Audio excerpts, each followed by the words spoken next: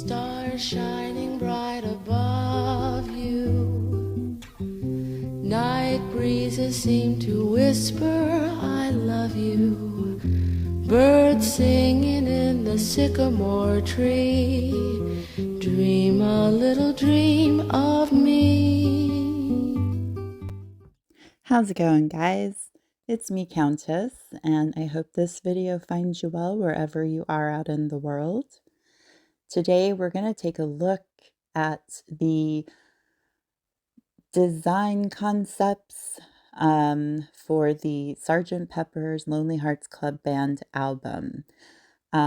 This is basically looking at the artwork, not of Peter Blake's final chosen collage that, we all know that record to be, but rather I want to take a look and show you guys the alternate cover for the album that was done by the Dutch group The Fool.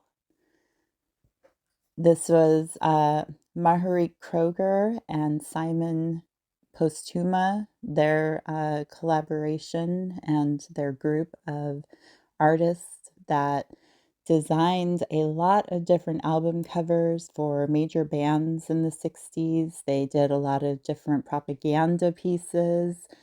They also dove into the world of esoterica in their pieces, really on the pinpoint of psychedelia in the 1960s. And we're going to go through a couple of excerpts I've found in various books regarding The Fool and their design. And then we're going to take a look at this cover together, and I'm going to point out just some fascinating points that sort of correlate to the final representation of the album done by Peter Blake and his wife Jan Howarth back in 1967. So let's take a listen and see what Billy has to say about all of this stuff. There was a group called The Fool who made clothes for everyone, Simone and Marika, from Holland, who came over to join the hippie London crowd. They were quite loose, very nice people. They started an art thing called The Fool. They designed clothes for Apple, did murals for us on the Baker Street building, and they were going to do the inside cover of Sgt. Pepper. Robert Fraser started getting into the visuals, and he said, I think you should get Peter Blake involved, because I came back with this idea of having the Beatles being presented by a Lord Mayor or something with a municipal award, very northern, and I wanted it to be by a floral clock, which is very British. Many of Paul's friends had ideas for the sleeve, in particular John Dunbar, who thought that a totally abstract picture with no text or explanation would be a great idea. People will know what it is, man. People will know what it is. But Paul was unconvinced and thought that the idea was too radical. He explained to John that the Beatles had fans from 9 to 90 years old, and though the group in their mid-20s would get it, many of the others wouldn't. They pretty much had a free hand. We didn't dictate. We knew each other well enough, and they knew what we liked. We may have said put some fairies hidden in the undergrowth or that type of thing. Right up until the end, we knew the cover was going to be Michael Cooper, Peter Blake, but we wanted this inside cover to be the Fool's drawing. Robert kept saying, I don't think you should use it. I'd say, well, Robert, it's our album and we're going to use it. And the other Beatles were quite adamant too. A week would go by, then Robert would say, I really don't think you should use it. It's just not well drawn. It's not right. It's bad art. We said, let us be the judge of that. It's our album cover, not yours. You're just the art director. We don't have to listen to you. In the end, he came round with the cover as it exists now, with the four of us gleaming hopefully out. Give everyone a love vibe. He'd come round saying, I think, this should be the inside cover. It's much better. Works with the front, works with the back. And he put the package together, as it eventually was, and persuaded us finally not to use the Fool's artwork. And he was right. I've seen it since and he was really right. With things like that, he was pretty right. He had an opinion and stuck to it. He could be a little bit too arrogant. I did drawings of us being presented to the Lord Mayor with lots of dignitaries and friends of ours around. It was to be us in front of a big northern floral clock, and we were to look like a brass band. So I showed him my little drawings and said, look, we're on a little hill like this, and we have a floral clock there. What can we do with this? This is my idea so far. You can mess it round. I'm not fixed. I'd love your input. And from there, it grew. Now that Peter was involved, Robert Fraser actually had a role. It led Robert to becoming an unofficial art director on the project. The idea did get a bit metamorphosed when Peter was brought in. They changed it in good ways. The clock became the sign of the Beatles in front of it. The floral clock metamorphosed into a flower bed. Our heroes in photographs around us became the crowd of dignitaries, and it was them that was presenting us with something, except no one was getting presented with something anymore. So the idea just crystallized a bit, which was good. It took a lot of working out, but it's one of the all-time covers, I think, so that was great. I'd also like to take a moment to look at one of Billy's drawings for this sort of Lord Mayoral presentation. This is the trippiest drawing I think I've ever seen, and it is so creepy.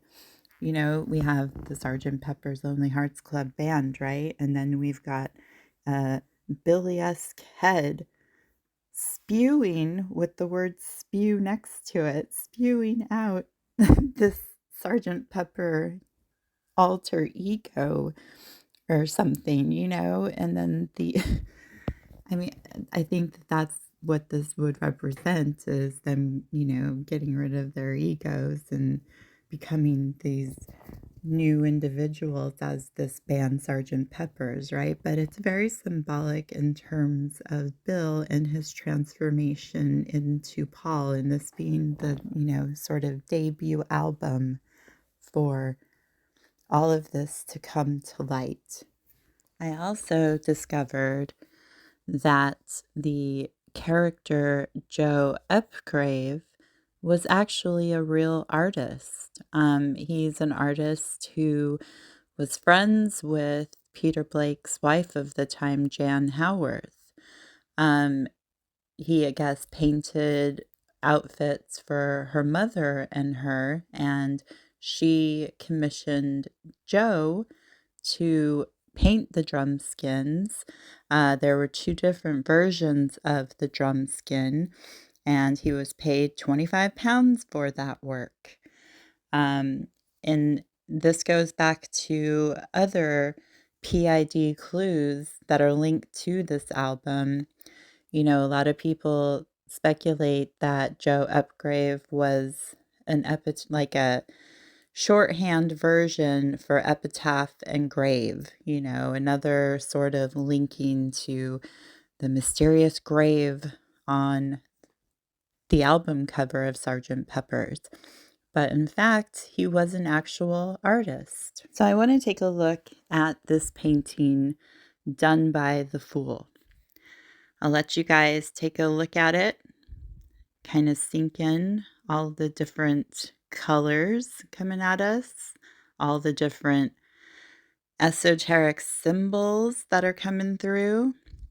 It's a beautiful, beautiful conceptual piece as far as the world of esoteric and psychedelia are concerned, right?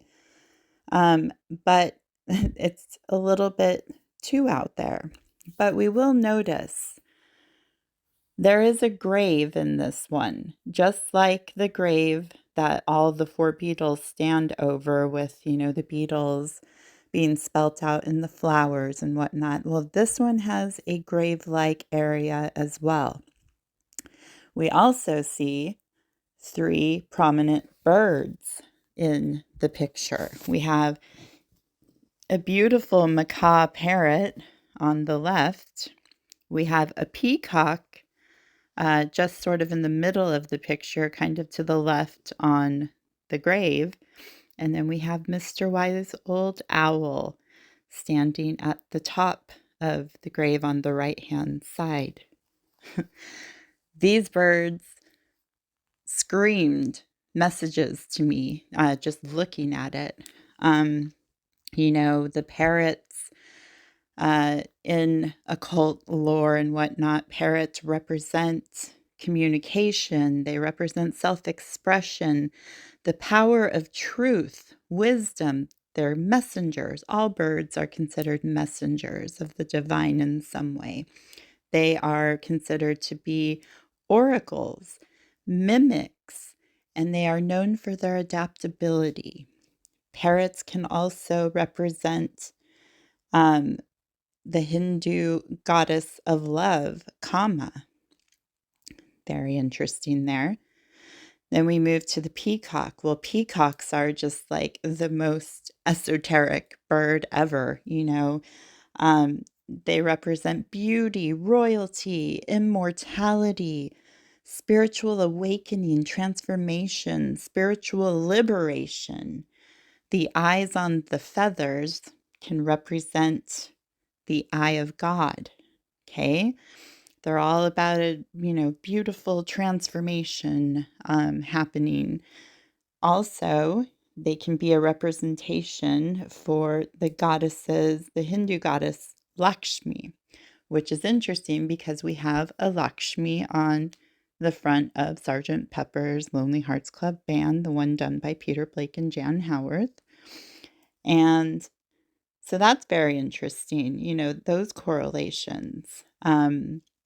Then we get to the wise old owl, Minerva herself, representing death, desolation. They represent wisdom, magic, clairvoyance.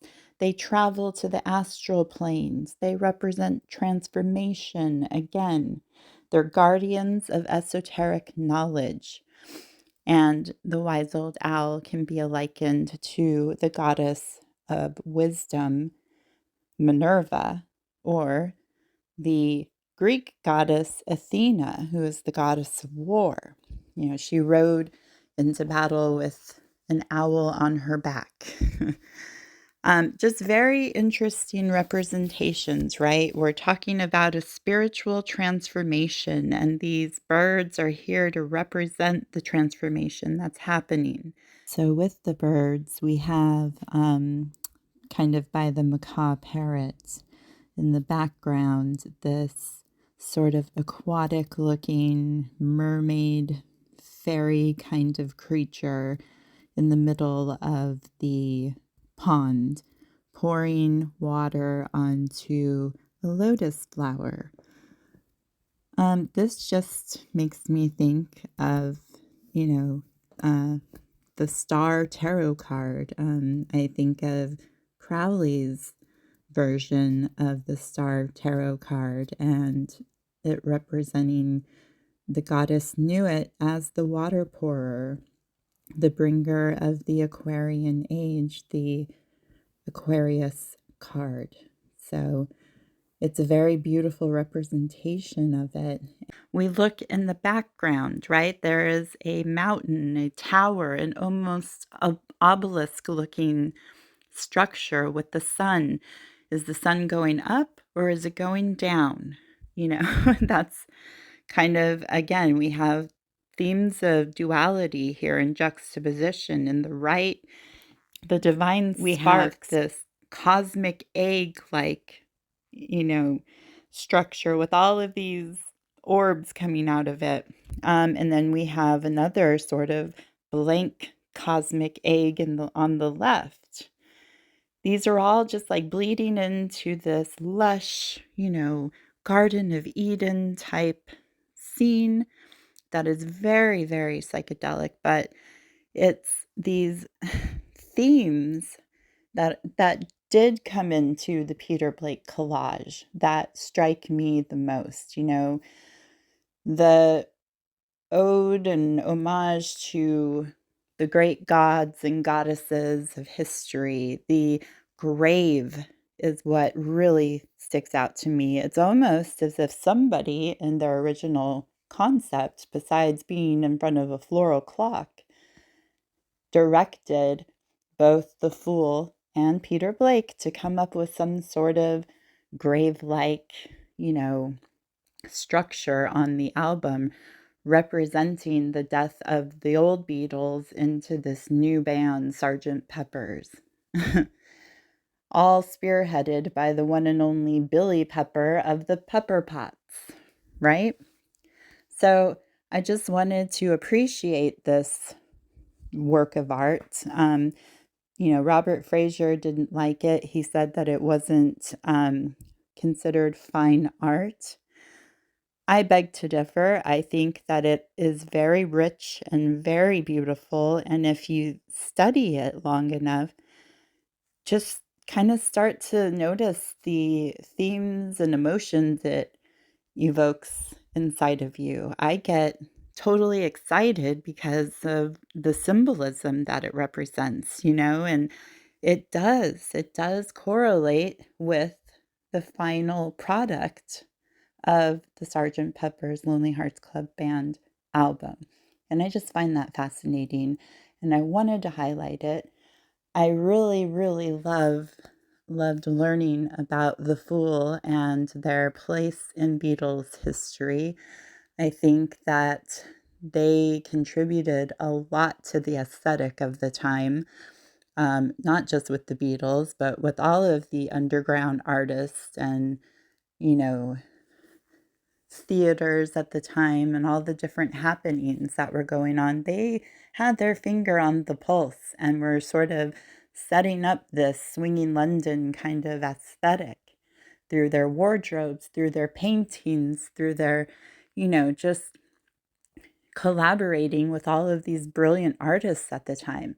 And I just want to give homage as a artist myself and to the beauty of all of the pieces that they have released. Um, and yeah, I just wanted to bring this to your guys' attention because it's very interesting. The concepts are very similar, but executed very differently. Just wanted to bring it to your guys' attention. Let me know what you guys think about these different covers for Sgt. Pepper's Lonely Hearts Club Band. How do each of them make you feel as, somebody who has probably studied the figures and the Peter Blake collage? How does the Fools cover make you feel? I'm very interested to know, so please leave me your thoughts in the comments below, and I will see you guys in my next video. Until then, take care. But though they may be parted, there is still a chance, Bill, that they will see